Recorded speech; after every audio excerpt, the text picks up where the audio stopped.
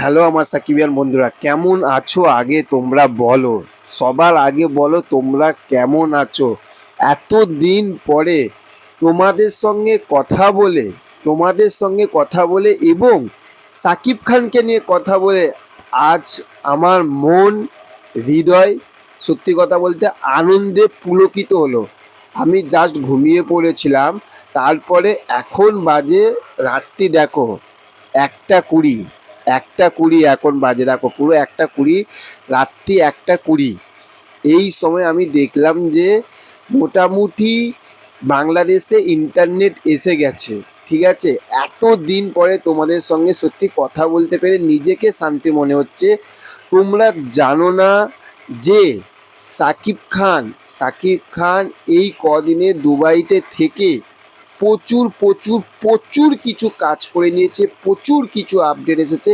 কিন্তু বিশ্বাস করো, তোমাদের কাছে ইন্টারনেট ছিল না, দিতে পারিনি, প্রচুর প্রচুর কষ্ট লেগেছে। আর ওইখানকার পরিস্থিতি দেখে সত্যি কথা বলতে দু চোখ ফেটে জল এসে গেছিলো। সিরিয়াসলি কী হচ্ছিল, শুধু ভগবানের কাছে একটাই প্রার্থনা করছিলাম যাতে তোমরা ভালো থেকো, তোমাদের ওখানকার শান্তি যাতে তাড়াতাড়ি আসে। নিশ্চয়ই ভালো আছো। চলো এবার সাকিব খানকে নিয়ে জাস্ট কিছু কথা বলবো।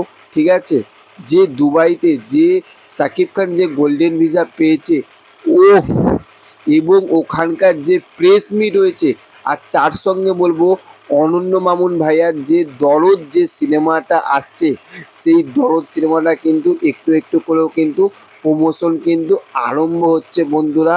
খুবই খুবই খুবই কিন্তু একটা খুশির দিন আসছে।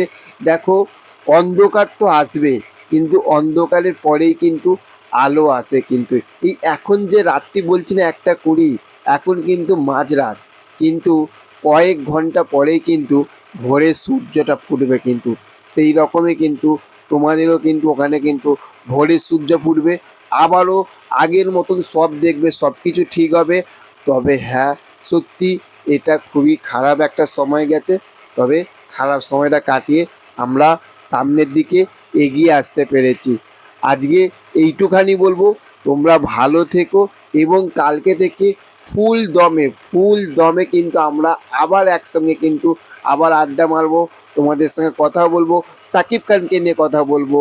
চলো, দেখা হচ্ছে অন্য কোনো ভিডিওতে। ভালো থেকো, আর চ্যানেলে যদি নতুন হয়ে থাকো চ্যানেলটিকে কিন্তু অবশ্যই অবশ্যই সাবস্ক্রাইব করে দিও। Okay, thank you, have a nice day, tata, bye by.